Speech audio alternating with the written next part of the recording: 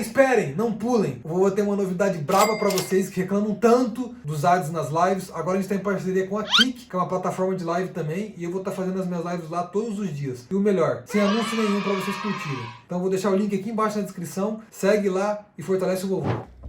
Isso daqui é um mix com amendoim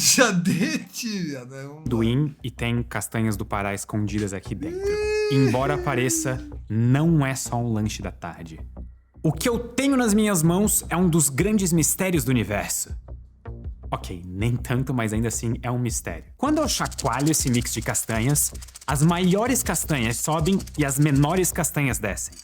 Aqui, ó. Deixa eu ver se vai dar pra ver aqui, eu não quero derrubar pra não ter que limpar o estúdio todo de novo. E esse efeito é chamado de convecção granular, ou efeito castanha do Pará. Quando um monte de grãos de tamanhos diversos são chacoalhados, os grãos maiores sobem e os grãos menores descem. Eu não sabia disso. E ninguém sabe o porquê disso. Talvez os espaços entre os objetos seja, em média, muito pequeno para os objetos grandes caírem mais pro fundo do pote. Então são os objetos menores, capazes de atravessar os espaços vazios que acabam se acomodando embaixo. Ó, multiplicou, tem duas agora.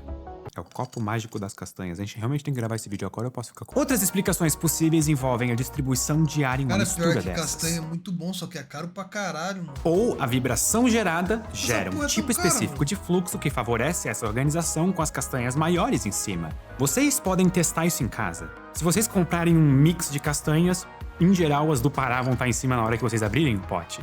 E não porque elas foram colocadas em cima, e sim porque o universo quer que elas subam. De toda forma, ninguém sabe o que está acontecendo. O efeito castanha do Pará é um dos mistérios do universo. E ele não é o único.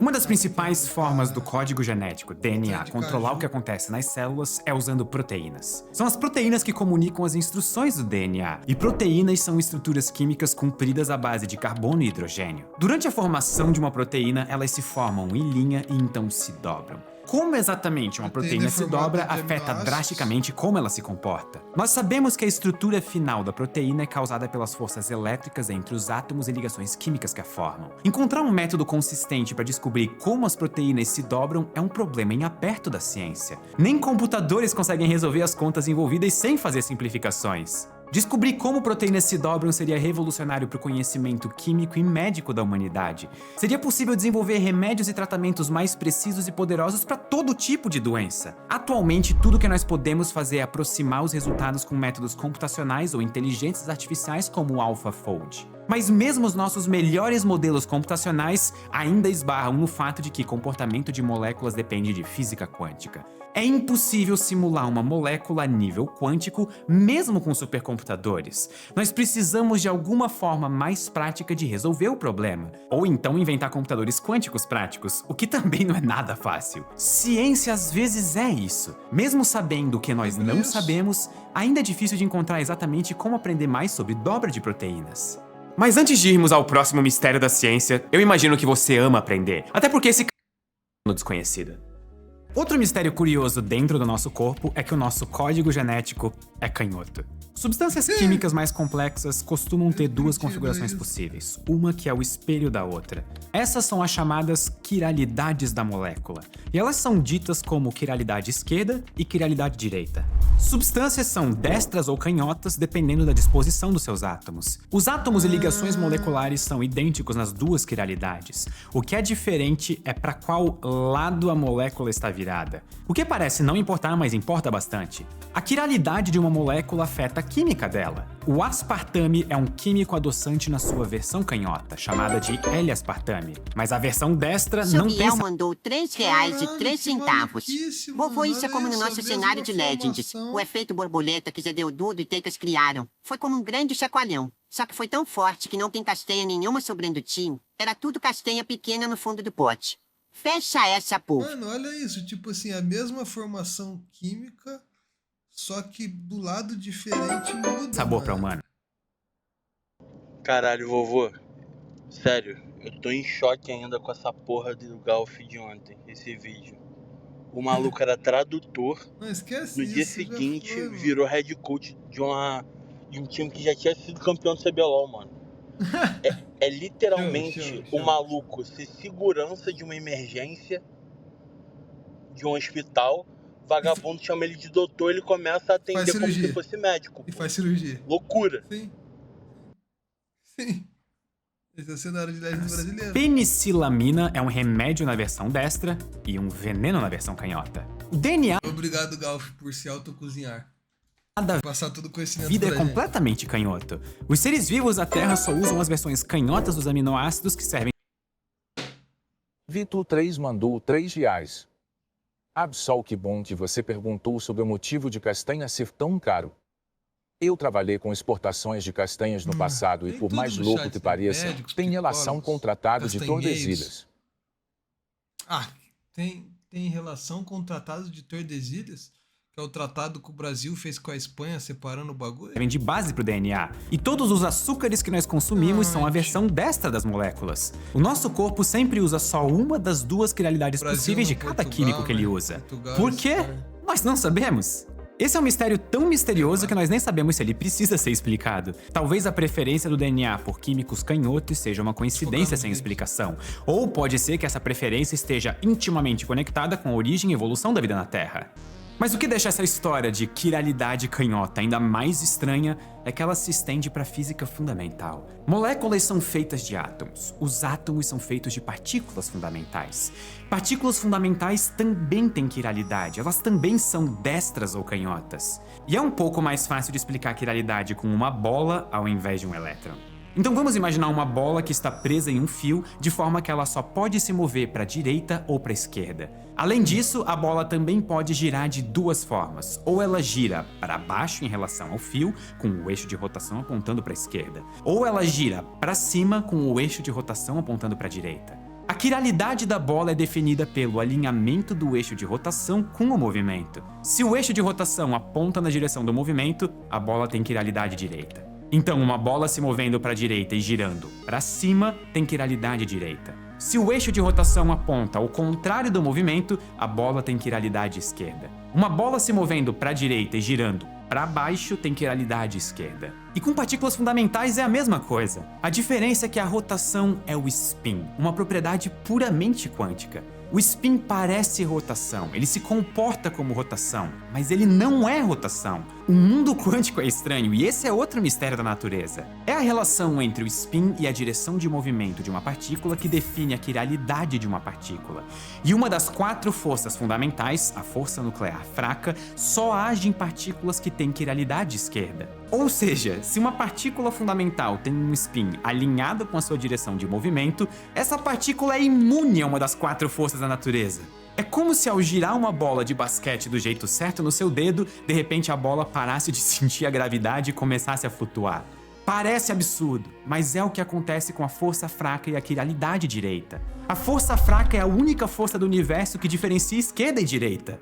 E as preferências estranhas do universo não param só em partículas canhotas. O universo também tem uma certa obsessão com o número 3. A nossa melhor descrição para matéria no universo vem do chamado modelo padrão de partículas. E existem 3 partículas no modelo padrão: bósons, quarks e leptons. Os bósons explicam 3 forças da natureza: a força nuclear forte, a força fraca e a força elétrica. Só falta gravidade nessa lista, e nós não sabemos combinar a gravidade com o modelo padrão. Quarks e leptons são responsáveis por explicar a composição da matéria. Toda a matéria é formada por átomos, e átomos são formados por um núcleo com um elétron orbitando o núcleo. O elétron é um lepton, uma partícula fundamental. E o núcleo é formado de prótons e nêutrons. E os prótons têm carga positiva e nêutrons são Isso aí nêutrons. eu sei. Prótons e nêutrons são formados por Isso aí 2 eu sei. tipos de quarks, Isso aí eu quark sei. up e quark down. Átomos são um conjunto de quarks orbitados por um lepton. Elétrons, quarks up e quarks down são os tipos mais comuns de partículas fundamentais. Mas tanto os quarks quanto os leptons vêm em 3 famílias, com cada família tendo um par de partículas. Existem 3 famílias de quarks, cada família com um par de quarks relacionados. Quarks up e down na família 1. Quarks charm cadê e as strange na família castanhas, 2. tio? Quarks Esse pra top levantar e pras bottom na castanhas. família 3. Os leptons vêm em 3 pares também. Cada família tem partícula de carga elétrica negativa, como o elétron, ou dos seus primos mais pesados, como o muon e o tau. E cada uma dessas partículas de carga negativa vem associada com um neutrino, que é uma partícula neutra muito leve. 3 pares de quarks, 3 pares de leptons. Por que 3? E por que essa estrutura de 3 pares vale tanto para leptons quanto para quarks? Nós não sabemos. E será que só existem 3 famílias mesmo? Ou será que existem mais quarks e leptons que nós ainda não descobrimos? Algumas teorias da física preveem uma 4ª ou 5ª ou até infinitas famílias de partículas fundamentais. Encontrar mais um lepton ou um quark novo seria uma das maiores descobertas da física da história e nos ajudaria imensamente a entender do que o universo é feito. E realmente precisamos de ajuda para entender mais sobre o universo. Há muito tempo atrás, o universo não existia. E aí ele passou a existir e deixou muita gente chateada. E talvez nem o tempo como nós conhecemos existia. Em algum momento, o universo passou a existir. Como e por que o universo existe talvez seja o maior mistério de todos. Nós não sabemos responder isso. O que nós temos é uma teoria para descrever como o universo evoluiu depois do seu começo misterioso. E essa é a teoria do Big Bang. A teoria do Big Bang começa em um universo primordial há 13,7 bilhões de anos, quando o universo estava com... O vovô, ele começou a falar de lepton e não sei o que, e na minha cabeça ainda tava castanha. Eu derreti tanto, mas tanto, mas tanto. Cara, não, Se pegar o meu cérebro e colocar num copo, não sabe é aquele tão, copo cara, americano? não é. Aquele copo de tomar cerveja? Não é Ele tão não enche metade, complicado, velho. não é tão Derreti total. complicado. Meu Deus, me ajuda, me ajuda, me ajuda, vovô. Por favor, cara. Ele tá explicando no modo científico o porquê de quando você tem uma matéria, você tem grãos, né, grandes e pequenos, quando você chacoalha, os grandes ficam em cima e os pequenos ficam embaixo. E essa é a maneira de se explicar essa porra. compactado em uma região muito menor do que um núcleo atômico. Caralho, E essa região deve ser muito mais que isso, né? Mas ele tá minúscula do espaço já estava tá preenchida com derretendo. um gás de partículas fundamentais em altíssima temperatura. Partindo disso, a teoria do Big Bang usa as leis da física para prever como o universo deve evoluir. Nós podemos comparar a evolução do universo como prevista com as nossas observações atuais do universo para testar as nossas melhores teorias físicas. A parte legal é que todas as teorias da física afetam a teoria do Big Bang direta ou indiretamente. Estudar o Big Bang é um teste para tudo que nós sabemos do universo. E mais importante, é uma forma de descobrir o que nós ainda não sabemos sobre o universo. Descobrir um novo tipo de partícula, como um 4º tipo de quark, afetaria a composição do universo primordial e, por consequência, toda a evolução do universo. Mas além do que existia no universo primordial, tem algo que curiosamente não existia: antimatéria. Toda partícula tem uma versão perfeitamente oposta. Uma partícula equivalente, só que de antimatéria, com a mesma massa, mas com carga elétrica oposta. Os elétrons de carga negativa têm o pósitron de carga positiva como antipartícula. Prótons têm como antipartículas os antiprótons. E os nêutrons têm antinêutrons, que têm carga elétrica neutra também, mas que eles são formados por antiquarks com as cargas invertidas. Mas inclusive já até fizemos antiátomos de hidrogênio em experimentos. Quando uma partícula colide com a sua antipartícula, as duas se destroem completamente, liberando energia. E até onde nós sabemos, matéria e antimatéria são basicamente iguais, só opostas. Então o universo primordial deve ter a mesma quantidade de matéria e antimatéria. Mas nesse caso, a matéria e a antimatéria iriam colidir e se destruir completamente e nada existiria no universo. Então isso não pode ter acontecido. Por alguma razão o universo é dominado por matéria e a antimatéria quase não existe. E qual razão é essa? Nós não sabemos. E descobrir pode nos ensinar muito sobre o universo primordial e a sua evolução. Existem outras questões sobre o universo primordial e a sua composição. Por exemplo, no passado o universo era muito pequeno e ele se expandiu extremamente rápido por um curto período de tempo, muito mais rápido do que a luz, inclusive. O que causou essa expansão rápida do universo, conhecida como inflação? 75% da energia do universo moderno está em algo desconhecido chamado energia escura. A energia escura é responsável pela expansão acelerada do universo. Vovo, uma boa se for começar isso de nós ficar esperto e operar como Randir e Ebilu. Devemos começar com a minissérie T-Rock da National Geographic. É como Smith e astronautas da NASA. Isso é basicamente tudo que nós sabemos sobre energia escura. Cara, Será vocês que a me energia mandaram esse vídeo, escura mano. está conectada com a inflação Esse rápida vídeo é do o vídeo médio do universo chat, primordial? mano. Boa pergunta! Observa Dos essa 25% da energia restante, 20% pertencem à matéria escura. É que é vocês um tipo são novos demais. Ou se interessam pouco pelas coisas. Sou poucas coisas, mas teólogo, matemático e administrador eu sou. E faço lutas desde pequeno. Qualquer assunto diferente disso, eu não sei e fico quieto. O foda é a gente dando opinião em tudo sem saber nada. Nada. Que isso, sem brigar, meu Deus. Vocês estão brigando? Eu tô Tipo de focado matéria aqui que nessa tem gravidade, porra. Eu mas tô que focado não e não tô entendendo não porra emite nenhuma. luz. Por isso, escura. Nós não conseguimos observar ela diretamente. A distribuição de matéria escura é muito Treta importante mesmo, para a formação se de foda, galáxias e de sexta-feira. grupos de galáxias no Sexta-feira é universo. dia de arrumar Matéria briga, escura basicamente determina a cara do universo quando nós olhamos através de um telescópio. E além disso, altas concentrações de matéria escura no universo primordial talvez ajude a explicar por que buracos negros no centro de galáxias são tão grandes. Muito maiores do que nós conseguimos explicar facilmente. Os 5% que sobram formam a matéria bariônica, que é a matéria que emite luz, forma os nossos átomos e compõe os nossos corpos e as nossas estrelas.